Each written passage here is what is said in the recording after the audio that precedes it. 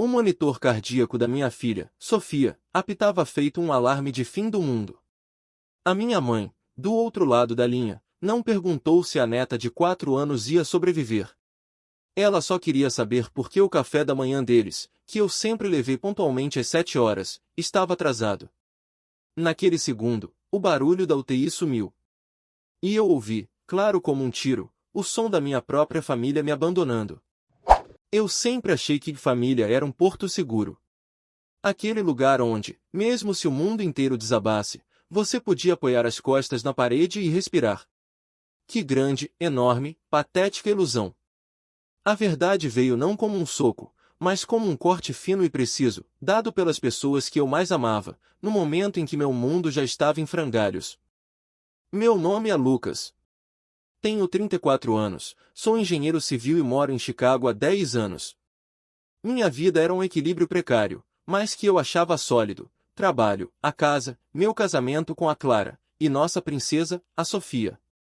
E, do outro lado do país, em uma confortável casa de repouso em Sarasota, Florida, meus pais, Carlos e Beatriz. Eles se mudaram para lá depois que o velho se aposentou, buscando o sol eterno e um ritmo mais lento. O problema é que o ritmo mais lento dele sempre dependeu do meu ritmo aceleradíssimo. Eu era o filho único, o orgulho da família, o que deu certo. E essa moeda tinha um preço: ser o suporte total. Tudo era Lucas, você pode resolver? Imposto atrasado? Eu ligava para o contador. A TV de tela plana pifou? Eu pesquisava o melhor modelo e mandava entregar. O jardineiro cobrou a mais? Eu fazia a mediação. E o café da manhã? Ah, o maldito café da manhã. Há 3 anos, quando mamãe teve uma pequena cirurgia no joelho, eu comecei a mandar, todo santo dia, uma cesta de café da manhã premium de um restaurante chique perto deles. Pães artesanais, queijos importados, suco fresco, frutas cortadas. Era um mimo, um jeito de eu, de longe, cuidar deles. A cirurgia passou, a recuperação acabou, mas o café virou lei. Um ritual inquestionável. Se atrasasse 15 minutos, meu celular começava a tocar. Estamos famintos, Lucas.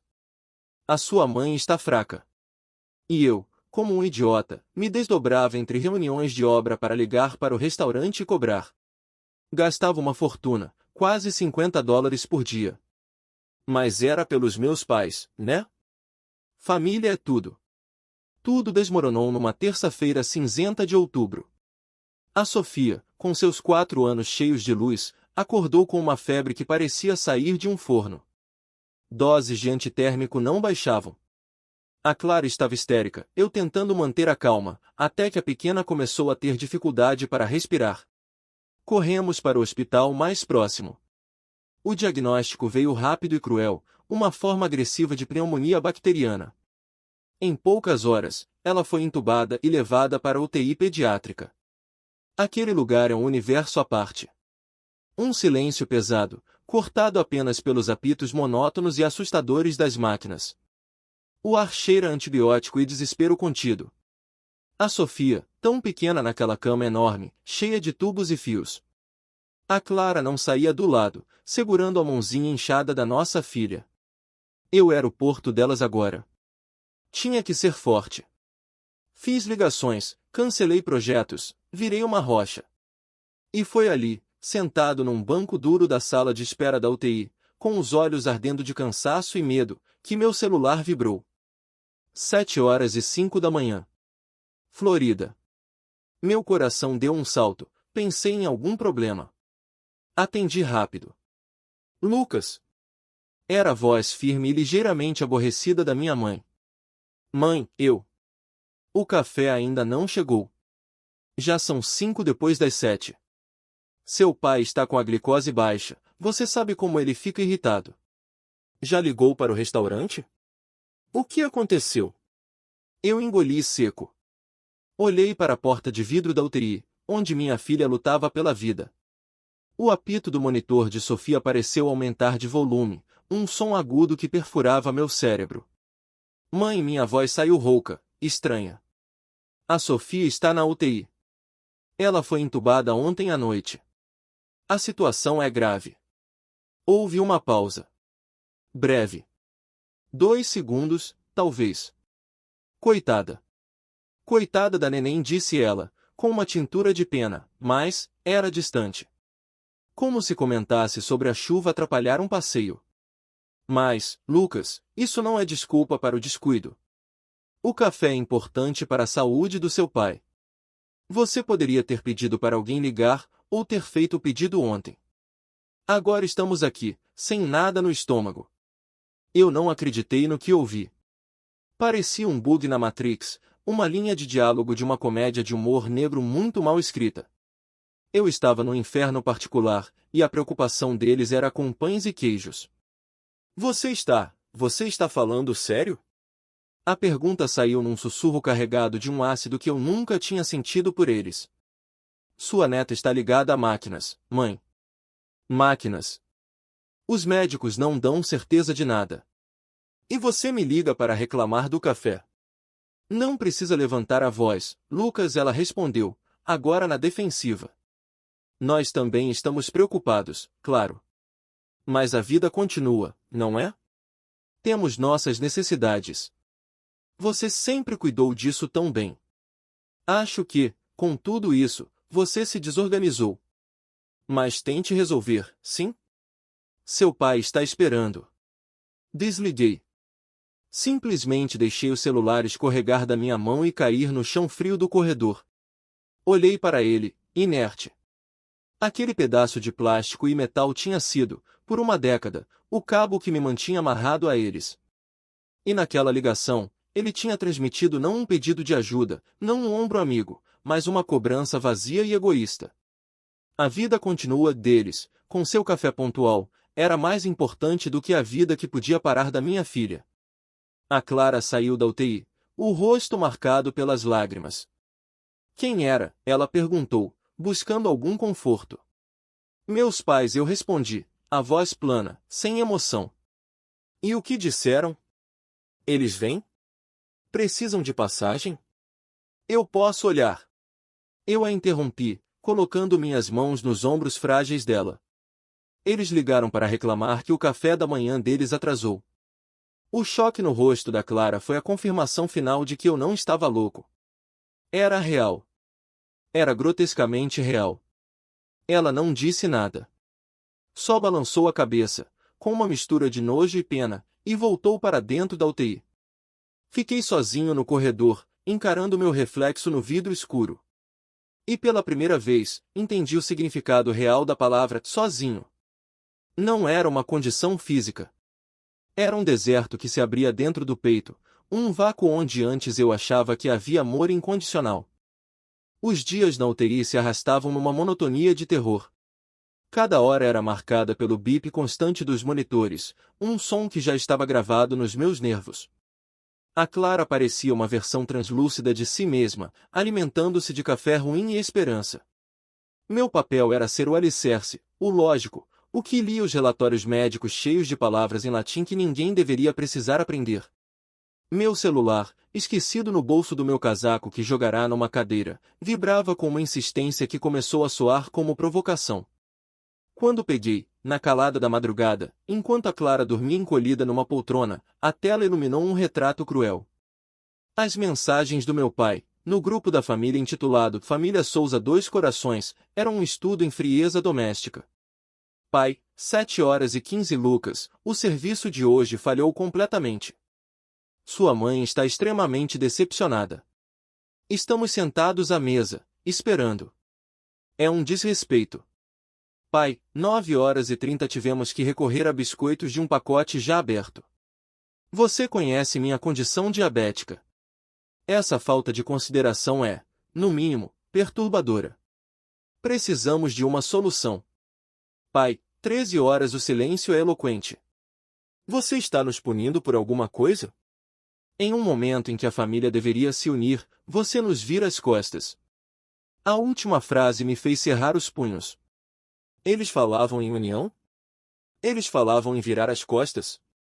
Eu estava numa sala de espera de hospital, e a união que eles exigiam era logística de café da manhã.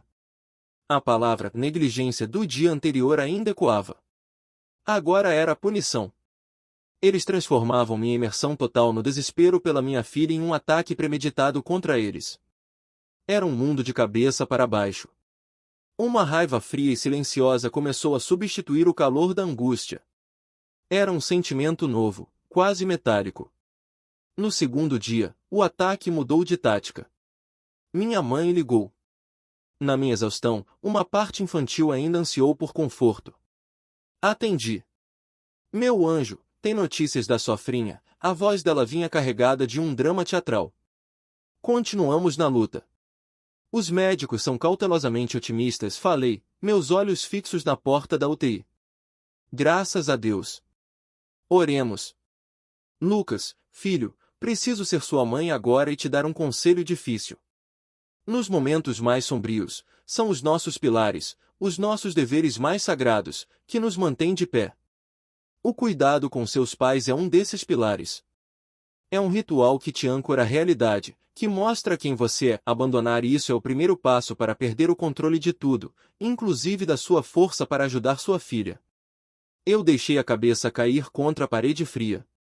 Era genial. Era monstruoso. Eles não eram mais um fardo, na narrativa dela, eram um remédio para minha crise. O egoísmo deles era emoldurado como um serviço de saúde mental que eu prestava a mim mesmo. A audácia era tão grande que, por um instante, me deixou sem ar. Mãe, minha voz saiu plana, morta. Vou ser cristalino. Não há café. Não vai haver café. Enquanto a Sofia precisar de um tubo para respirar, eu não vou gastar um único neurônio pensando no que vocês vão mastigar de manhã. A prioridade absoluta é ela. É a Clara. É eu não surtar aqui. O resto é ruído. E o café de vocês é o ruído mais insignificante do universo. O silêncio do outro lado era denso, carregado de uma fúria contida. A máscara de preocupação materna se esfacelou. Então é essa gratidão. Trocamos noites de sono, nossa juventude, tudo por você, para no fim sermos tratados como ruído. A doença da sua filha é uma tragédia, Lucas, mas não é uma licença para você desmontar a sua família e cuspir no nosso amor. O amor de vocês soa muito com uma lista de tarefas, retorqui, uma fadiga imensa tomando conta de mim. Onde está esse amor agora, mãe? Onde está a avó que poderia estar mandando uma palavra de conforto para a nora? Que poderia estar rezando, de verdade, em vez de contabilizar biscoitos? O amor de vocês tem hora marcada? É às 7 da manhã, com entrega garantida. Você está sendo cruel e desequilibrado. Não podemos conversar com você assim. Clique. A ligação caiu. O que veio depois foi o núcleo podre exposto. Minha mãe, em uma mensagem privada, seu pai chorou hoje. Você está destruindo um homem orgulhoso. Está usando a dor da Sofia como uma desculpa para seus próprios demônios. Nós somos seus pais, não seus bodes expiatórios. Meu pai, no grupo, horas depois, em um tom solene e acusatório, Lucas, sua postura está tendo consequências graves. A saúde da sua mãe está comprometida por conta do estresse que você está causando. A pressão dela está incontrolável. Se houver um desfecho trágico, essa culpa vai pesar para sempre na sua consciência. Pensamos que éramos uma família, mas estamos totalmente desamparados. Desamparados. Aquela palavra, naquele contexto, foi o clique final. O último dente da engrenagem que travou e quebrou o mecanismo todo. Enquanto minha filha lutava pela vida, a grande tragédia deles era se sentirem desamparados por falta de um serviço de entrega. A inversão era completa. A raiva gelada solidificou-se em uma certeza fria e pesada, aquilo ali não era família. Era um acordo disfuncional, e eu estava rescindindo meu contrato. No quinto dia, veio a primeira luz real. A Sofia começou a responder ao tratamento de forma decisiva. O médico usou a palavra virada e eu senti minhas pernas bambas.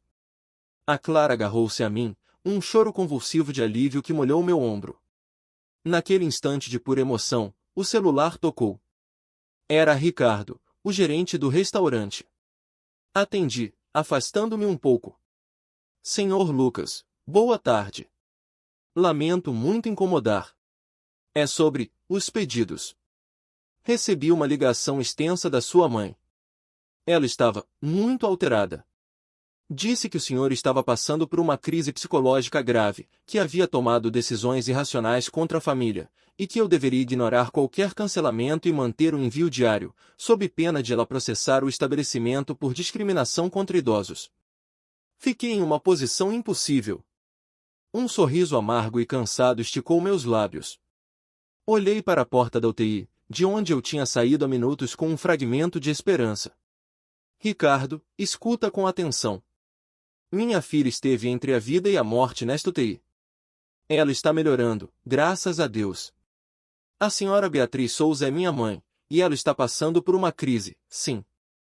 Uma crise de caráter. Você vai cancelar imediatamente e permanentemente todos os pedidos associados ao meu nome e aos meus cartões. Vai bloquear qualquer tentativa de nova solicitação vinda dela. Se ela ligar novamente, você diz, por determinação expressa do titular, o serviço está permanentemente cancelado. Tenha um bom dia. E, Ricardo, obrigado pelo profissionalismo. E pela preocupação genuína. Desliguei. Naquele momento, não foi um ato de rebeldia, mas de higiene. De sobrevivência. Abri o WhatsApp, o telefone, as redes sociais. Um por um, bloqueei os números dos meus pais. Não foi com ódio. Foi com a mesma decisão prática com que se deleta um spam insistente que ameaça o funcionamento do sistema. A sensação física foi imediata, um alívio nos ombros, uma respiração mais profunda. Era o fim de um ruído de fundo que eu nem sabia que estava me ensurdecendo. A Sofia saiu da UTI. Levá-la para casa, embalada em cobertores, foi a maior cerimônia da minha vida. Nossa casa em Chicago, antes um dormitório elegante, transformou-se. Cada brinquedo no chão, cada meia perdida, era um testemunho da vida que tinha voltado. Numa tarde silenciosa, com a neve caindo lá fora e cobrindo a cidade com um manto de paz, eu estava no sofá. Sofia dormia um sono recuperador no meu colo, seu cabelo fino cheirando a shampoo suave. A Clara lia em voz baixa um livro infantil para ela, mesmo dormindo.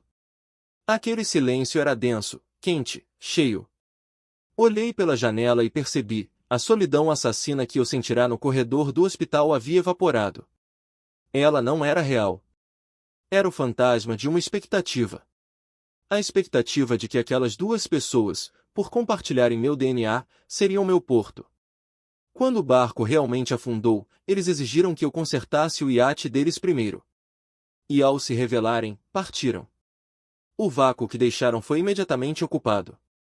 Ocupado pelo peso precioso da minha filha, pela presença silenciosa e forte da minha mulher, pelo calor da lareira, pelo silêncio que era nosso, conquistado, sem demandas. Eles seguiriam sua vida, é claro. Seriam as vítimas nobres na história do círculo social deles. O filho que enlouqueceu e os abandonou. Eu já podia ouvir os suspiros de pena. Mas a minha história, a verdadeira, era escrita aqui, neste sofá. Era a história de um homem que achava que estava no oceano sozinho, até que a tempestade revelou quem realmente estava na âncora com ele. A UTI foi o preço caro por uma clareza que não tem preço. Porto seguro não é onde você nasce. É onde você constrói, tijolo por tijolo, com quem se importa de verdade.